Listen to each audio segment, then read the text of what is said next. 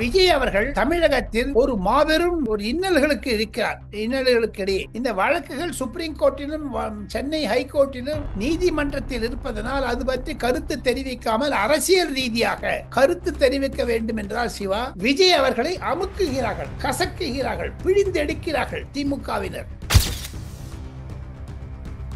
கடந்த 15 நாட்களில் திமுக செய்த ஒரே ஒரு சாதனை விஜயை அடக்குவது, விஜயை அடக்குவது, விஜயை அடக்குவது. விஜயை முடுக்க வேண்டும் என்று நினைத்தால் விஜய் 15 நாட்களாக மிக மிக மிக மிக துல்லியமாக மெல்லியமாக தன்னுடைய ஒரு ஒரு அதிகாரத்துடன் கண்டிப்பாக வருத்தத்துடன் அவர் நடைபெறுகிறார். அருணா ஜெகதீசனுடைய இதுக்கு முட்டு கொடுப்பதாக இருக்கும். ஏற்கனவே இந்த எஸ்ஐடி நடக்கிறது கர்கு தரவில்.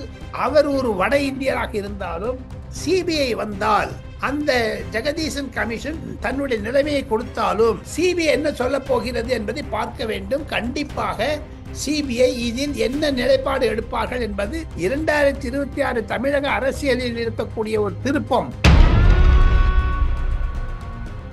அவர் ஒரு டீப் பர்சனாகத்தான் நான் பார்க்கிறேன். இப்பொழுது அவர் அந்த வீடியோ வெளிவந்த பிறகு சைலண்டா பண்றாரு பாருங்க, ஸ்ட்ரக்சர்டா பண்றாரு, கட்டமைத்து பண்ணுகிறார். அது ஆங்கிலத்தில் சொல்வார்களே ஸ்ட்ரக்சர்டு அப்ரோச் என்று. அவர் நிதானமாக செயல்பட்டாலும் ஆழமான ஆள் என்பதை தெரிந்து கொள்ளலாம். விஜய் செய்யக்கூடிய மாபெரும் சேவை தமிழகத்திற்கு என்ன என்று கேட்டால், வீதி வீதியாக கார்ல போறார். சின்ன கார்ல போனா கூட இந்த பஸ் எல்லாம் போட்டுருவார். இனிமேல் அந்த 10 ரூபாய் பாலாஜி 10 ரூபாய் பாலாஜி பாட்டெல்லாம் நிறுத்திடுவார். சீரியஸ் பாலிட்டிஷியன் ஆவார். 2026 தமிழக பொது தேர்தலுக்கு முன்னதாக 5 முறை பிரதமர் நரேந்திர மோடி தமிழகம் வர இருக்கிறார் என்று நான் கேள்விப்படுகிறேன். நவம்பர், டிசம்பர், ஜனவரி, பிப்ரவரி இந்த 4 மாதத்தில் அனைத்திலும் எடப்பாடி பழனிசாமியுடன் இருப்பார். அந்த கூட்டத்தில் விஜயும் கலந்து கொள்வார்.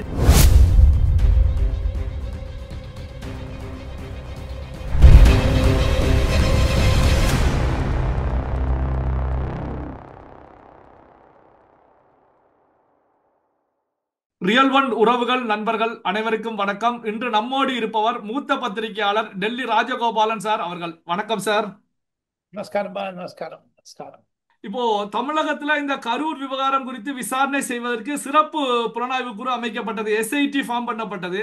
இதுல எங்களுக்கு நம்பிக்கை இல்லை, எஸ்ஐடி விசாரணையை தடுத்து நிறுத்தணும் அப்படின்னு சொல்லி ஆதவ் அர்ஜுனா டெல்லியில சுப்ரீம் கோர்ட்ல மனு தாக்கல் பண்ணியிருக்காங்க.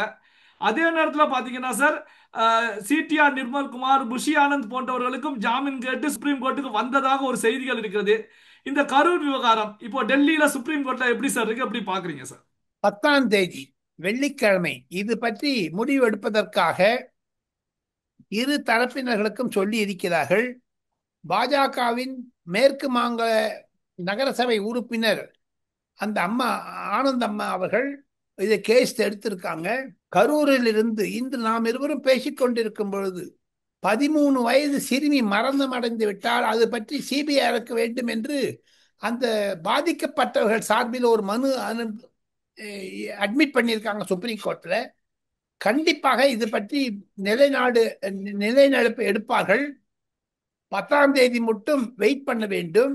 ரியல் ஒன் நேயர்களுக்கு ஒரு தகவல் என்ன என்று கேட்டால், மத்திய அரசாங்கத்தில் சார்பாக, என்டிஏ அரசாங்கத்தின் சார்பாக, என்டிஏ கட்சியின் சார்பாக பல அமைப்புகள் சேர்ந்த தூதுக்குழு ஹேமமாலினி தலைமையில் வந்தது. அந்த அறிக்கை வந்திருக்கிறது. அனுராக் தாக்கூர் என்பவர் முதலமைச்சருக்கு பதில் போட்டிருக்கிறார். அதையெல்லாம் சேர்த்து வைத்துத்தான் சுப்ரீம் கோர்ட்டில் துஷார் மேத்தா என்று சொல்லக்கூடிய அட்டார்னி ஜெனரல் வாதாடுவார், சொலிசிட்டர் ஜெனரல் வாதாடுவார்கள். பொறுத்திருந்து பார்க்க வேண்டும். சிவா சார், நீங்க சொன்னது போலதான் கரூர்ல மகனை இழந்த பன்னீர்செல்வம் என்ற நபரை பொறுத்த வரைக்கும் சுப்ரீம் கோர்ட்ல சிபிஐ விசாரணை வேண்டும் அப்படின்னு சொல்லி மனு போட்டிருக்காங்க. சோ இப்போ பாத்தீங்கன்னா தாவேகா கட்சி சிபிஐ விசாரணை கேட்டது. தமிழகத்தில் இருக்கக்கூடிய அதிமுக, பாஜக போன்ற கட்சிகளும் சிபிஐ விசாரணை கேட்டாங்க. இப்போ பாதிக்கப்பட்ட மகனை இழந்த அவருடைய தந்தையே சுப்ரீம் கோர்ட்டை நாடி இருக்காங்க அப்படின்னா சிபிஐ விசாரணை வருவதற்கான வாய்ப்புகள் இருக்குமா சார்? அது கோர்ட் நிர்ணயம் செய்ய வேண்டியது. அரசாங்க தரப்பிலிருந்து அதை ஆமோதிப்பார்கள், தமிழக அரசாங்கத்திலிருந்து அதை எதிர்ப்பார்கள். நீதி அரசர்கள் என்ன முடிவு செய்ய இருக்கிறார்கள் என்பதை பொறுத்திருந்துதான் பார்க்க வேண்டும் சிவா. ஆனால் மத்திய அரசாங்கமும் சிபிஐக்கு தர அனுமதித்து கொடுக்கும் என்று தான் சொல்லுகிறார்கள். இதில் பிரச்சனை என்ன என்று கேட்டால், விஜய் அவர்கள் தமிழகத்தில் ஒரு மாபெரும் ஒரு இன்னல்களுக்கு இருக்கிறார். இன்னல்களுக்கு இடையே இந்த வழக்குகள் சுப்ரீம் கோர்ட்டிலும் சென்னை ஹைகோர்ட்டிலும் நீதிமன்றத்தில் இருப்பதனால் அது பற்றி கருத்து தெரிவிக்காமல் அரசியல் ரீதியாக கருத்து தெரிவிக்க வேண்டும் என்றால் சிவா, விஜய் அவர்களை அமுக்குகிறார்கள், கசக்குகிறார்கள், பிழிந்தெடுக்கிறார்கள் திமுகவினர். அவருக்கு இருக்கக்கூடிய ஆற்றலை எல்லாம் வைத்துக் கொண்டு இன்று கூட நான் கேள்விப்படுகிறேன், விஜயனுடைய ஒரு அதிகாரிகள், விஜய் கட்சியினுடைய நிர்வாகிகள் டைரக்டர் ஜெனரல் ஆஃப் போலீஸை நேரில் சென்று மனு கொடுத்ததாகவும், கரூருக்கு செல்லும் பொழுது எங்களுக்கு பாதுகாப்பு வேண்டும் என்று சொன்னதாகவும், not only to DGP Tamil Nadu, CRPF இருக்கக்கூடிய தமிழக கலையினுடைய தலைவரையும் பார்த்து மனு கொடுத்திருப்பதாக நான் கேள்விப்படுகிறேன். அப்படி இருக்கும் பட்சத்தில் தமிழகம் அரசியல் ரீதியாக ராகுல் காந்தி விஜயுடன் பேசினார் என்ற கோபத்தில் தமிழக அரசாங்கமும் திமுகவும் செயல்படுமே ஆனால், காங்கிரஸ் திமுகவிலிருந்து விலகுமே ஆனால், நான் அரசியல் ரீதியாக சொல்லுகிறேன், லீகலுக்கு போகல. கடந்த 15 நாட்களில் திமுக செய்த ஒரே ஒரு சாதனை விஜயை அடக்குவது, விஜயை அடக்குவது, விஜயை அடக்குவது. ஆனாலும் நேற்று முன்தினம் 2 நாட்களாக 6-7 தேதிகளில் தமிழகத்தில் சுற்றுப்பயணம் செய்ய வந்திருக்கக்கூடிய ஜெயபாண்டா என்று சொல்லக்கூடிய பாஜகவினுடைய மூத்த துணை தலைவர் நட்டாவிற்கு அவர் அடுத்தது அவர்தான் சீனியர் மோஸ்ட். அந்த துணைத் தலைவர் எடப்பாடி பழனிசாமி சந்திக்கும் போது கூட இது பற்றி பேசியிருக்கிறார்கள்.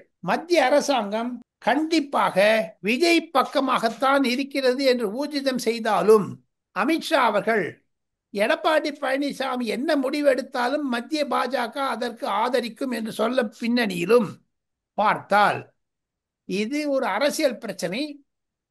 விஜயை முடுக்க வேண்டும் என்று நினைத்தால் விஜய் 15 நாட்களாக மிக மிக மிக மிக துல்லியமாக மெல்லியமாக தன்னுடைய ஒரு ஒரு அதிகாரத்துடன் கண்டிப்பாக வருத்தத்துடன் அவர் நடைபெறுகிறார். இந்தியில் சொல்வார்கள் பூக் பூக்கே கதம் ரக்தாக என்று. மெல்ல மெல்ல அடியெடுத்து வைக்கிறார், குழந்தை நடை போடுகிறார். காரணம் என்ன என்று கேட்டால், அவருக்கு வரக்கூடிய எதிர்வினைகள் தெரியும். அரசியல் ரீதியாக ஒடுக்குவார்கள், சட்ட ரீதியாக அவர்கள் அமுக்குவார்கள், கைது செய்வார்கள். ஒன்னே ஒன்று சொல்றேன், இன்று ஏன் தமிழக அரசாங்கம் செப்டம்பர் 28ஆம் தேதி கெசட்ல போட்ட நோட்டிபிகேஷனை 3 மாதம் டைம் கொடுத்திருக்காங்க, அது இன்னைக்கே ரிலீஸ் பண்றாங்க? சுப்ரீம் கோர்ட்ல வந்ததுனால தான் பண்றாங்களா என்ற கேள்விகள் எல்லாம் வரும் சிவா. பொறுத்திருந்து பார்க்க வேண்டும். எனக்கு வயதின் முதுமையின் காரணமாக அதிகமாக பேச நான் ஆசைப்படவில்லை. காரணம், ஏதாவது ஒரு காரணத்தை வைத்துக் கொண்டு யூடியூப்களை முடக்கக்கூடிய பதவியில் இருக்கக்கூடிய திமுக அரசு குறைந்தபட்சம் பத்திரிகை சுதந்திரம், யூடியூப் கருத்துரிமைகளை அனுமதிக்க வேண்டும் என்ற வேண்டுகோள் தான் என்னிடம் இருக்கிறது. எப்படி இருந்தாலும் சிபிஐ வந்தால் அது சிபிஐ வர்சஸ் தமிழ்நாடு என்றாகும், விஜய் வர்சஸ் செந்தில் பாலாஜி என்றாகும், விஜய் வர்சஸ் அந்த சிபிஐ வர்சஸ் அந்த ஒன்மேன் கமிஷன், அந்த அம்மையார் இருக்கிறார்களே அருணா ஜெகதீசனுடைய இதுக்கு முட்டு கொடுப்பதாக இருக்கும். ஏற்கனவே இந்த எஸ்ஐடி நடக்கிறது கர்கு தரவில்.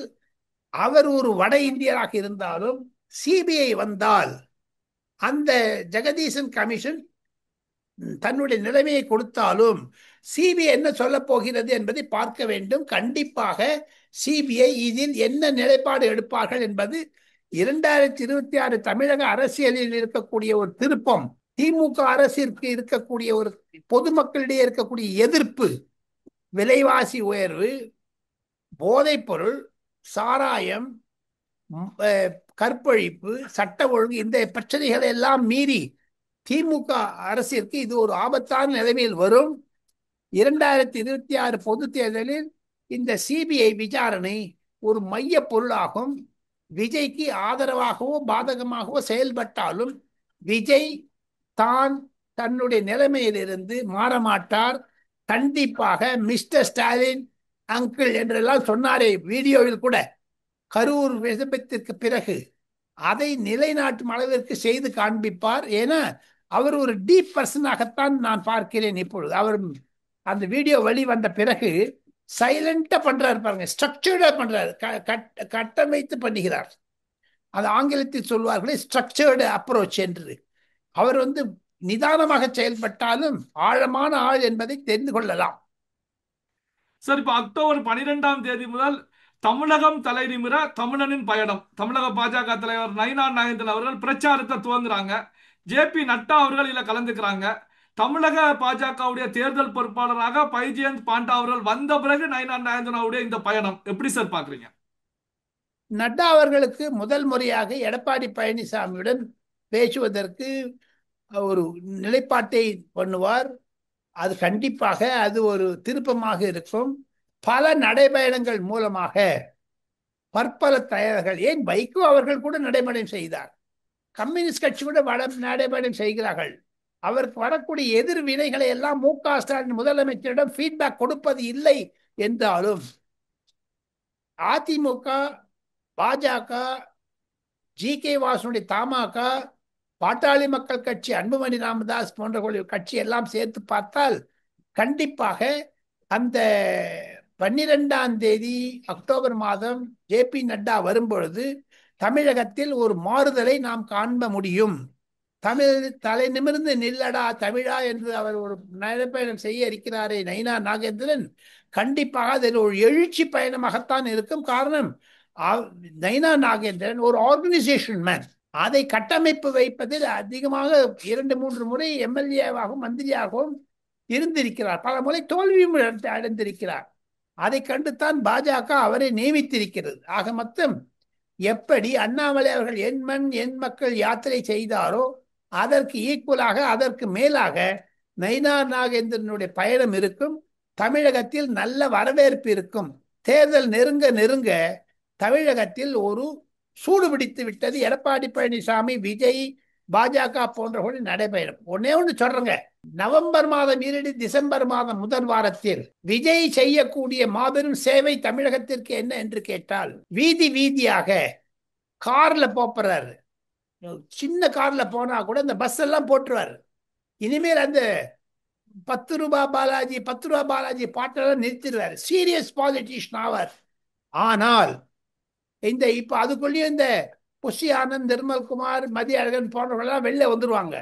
அப்பொழுது விஜய் செய்யக்கூடிய ருத்ர தாண்டவம், சிவ தாண்டவம் நாடகம் என்பது பாருங்கள், அது தமிழக அரசியலையே, தமிழக மக்களிடையே ஒரு மாபெரும் புரட்சியை கொண்டு வரும் விஜய் மூலமாக என்று தான் நான் நினைக்கிறேன். சார், எப்பவுமே நம்முடைய வாசகர்களுக்கு இறுதியில ஒரு முக்கியமான அப்டேட் கொடுப்பீங்க. அதற்காகவே நம்முடைய வாசகர்கள் காத்துக்கிட்டு இருப்பாங்க. இந்த வீடியோவில் நீங்க கொடுக்கக்கூடிய அந்த ஹாட் நியூஸ் அப்டேட் என்ன சார்? 2026 தமிழக பொது தேர்தலுக்கு முன்னதாக 5 முறை பிரதமர் நரேந்திர மோடி தமிழகம் வர இருக்கிறார் என்று நான் கேள்விப்படுகிறேன். நவம்பர், டிசம்பர், ஜனவரி, பிப்ரவரி, இந்த 4 மாதத்தில் அனைத்திலும் எடப்பாடி பழனிசாமியுடன் இருப்பார். அந்த கூட்டத்தில் விஜயும் கலந்து கொள்வார் என்று டெல்லி எதிர்பார்க்கிறது. சிவா, பல்வேறு முக்கியமான செய்திகளை நம்முடைய உறவுகளுடன் பகிர்ந்து கொண்டதற்கு நன்றி சார்.